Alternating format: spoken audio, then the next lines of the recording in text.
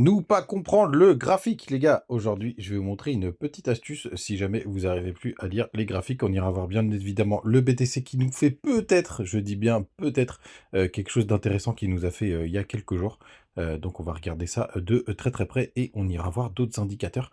Comme d'hab, le BTC ce matin, 59 000 $, il les a repris, on est à plus 2,4%. Ether un peu plus chaud sur ce rebond, 2,7%, on est à 2500 $. Le reste de la map est très très verte. A contrario d'hier, BNB et Missile Sol, ils poussent entre 4 et 5,5%. Pareil pour Crypto Clébar. Dans le milieu du tableau, c'est plutôt vert aussi. On a Uni qui nous pousse un joli 9%. Et on a aussi une belle perte du côté de PP, plus 6%. Quand on descend plus bas dans le top 50, belle perf du côté d'AAV qui se réveille vraiment pas mal ces derniers temps, 9,7%. Et c'est VET avec 4,7% qui ferme la 50e position. Les gars, du côté du daily du BTC, tout d'abord en Ishimoku, regardez comme c'est très très beau. On est revenu dans le nuage et que vous savez, quand on clôture à l'intérieur du nuage, on est happé par le haut. Et là, on s'est complètement fait rejeter. C'est vraiment très très pop en ce moment, Ishimoku. Je vous invite à le mettre, c'est gratuit du côté de TradingView. Pour le coup, regardez, à chaque fois qu'on a essayé de taper le haut du nuage, c'était le cas ici ou même ici, à plusieurs reprises, on a toujours fini par se faire rejeter. Donc on a vraiment un grosse résistance aux 59 800 $. On a le plat de Senkijun, vous le savez aussi par le passé, on a essayé de le taper plusieurs fois ici, toute cette zone. Donc on est sur une grosse zone de résistance. Bien évidemment, il va falloir la péter si on veut dégoupiller le bouchon de champagne. Et regardez cette double bougie, on le regardera du côté de notre ami Bill Gates, on va aller voir tout de suite, parce que c'est vraiment très intéressant. Regardez, je vous disais, il faut tenir les 0,382 pour ne pas réintégrer et aller chercher les 0,5 entre les 0,5 de Fibo et les 0,618. Et regardez, ça, ce qu'on est en train de faire, c'est possiblement un fake out. Vous voyez, on baisse et la bougie suivante vient réintégrer dans la foulée. Donc la bougie daily d'aujourd'hui sera très importante. Donc ça, c'est le premier point, c'est que si aujourd'hui on arrive à reprendre ces 0,382, ce serait plutôt une bonne nouvelle. Et surtout, ce que je voulais vous montrer, vous voyez, juste ici, hop, on a front run.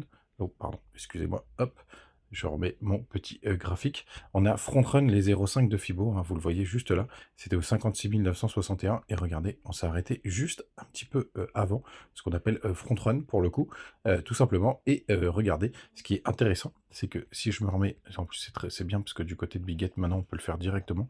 Il nous avait fait exactement la même chose juste là, vous voyez, hop, et ça a été front run juste ici.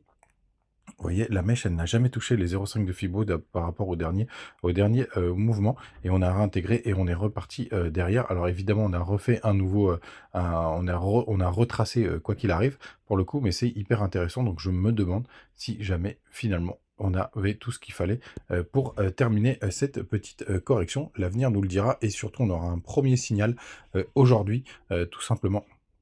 Puisque tout simplement, ben, on a réintégré pour le moment et la clôture de ce soir sera vraiment très importante. En tout cas, du côté de cette mèche juste là, on a été chercher la majorité des stops qui étaient juste là. On n'a pas été chercher ce dernier stop, donc on peut se retourner ici. Grande méfiance. Vous voyez d'ailleurs, on est en train potentiellement de faire une petite chute juste là. On n'a pas encore fait de M. En une heure, on est en train d'essayer de le faire. Si jamais on vient perdre les 58 954, pour le coup, ça confirmerait un M, voire même une épaule, tête-épaule. Donc grande méfiance, il va se passer pas mal de choses aujourd'hui. Et d'ailleurs, un bon moment que je regarde, j'ai coupé, mais il y a le MACD qui est en train de se rapprocher en une heure. Donc les gars, attention, on a peut-être tout simplement été chercher le top de ce petit rebond pour aller chercher du pétrole. Donc vraiment les gars, grande méfiance. Donc ça, c'était sur le court terme. En plus, on a rebondi parfaitement sur ce double support du côté du RSI. Donc ça, c'est plutôt pas mal. Et donc la petite astuce du jour, si jamais vous avez du mal à lire les graphiques, quand c'est un peu un imbroglio, vous allez juste ici, là, dans les paramètres, et hop, et vous pouvez faire quelque chose de très simple. Vous appuyez sur inverser l'échelle, et ça vous inverse tout simplement le graphique. Et regardez, c'est plutôt pas mal. Hop, on va tout cleaner, c'est plutôt pas mal. Donc là, c'est le graphique du Bitcoin inversé, tout simplement, c'est-à-dire que les 100 000 sont en bas, et le 0 est en haut. Et regardez, ça c'est plutôt intéressant. On voit bien ce petit bear flag parce que inversé, vous voyez, on remonte comme ça, on vient prendre tous les stops à chaque fois avec les mèches et on laisse tous ces sommets intacts. Ça veut dire qu'on met de la puissance pour pouvoir faire un short squeeze derrière. et donc la direction, c'est plutôt par là. Alors ça nous empêche pas d'aller gratter.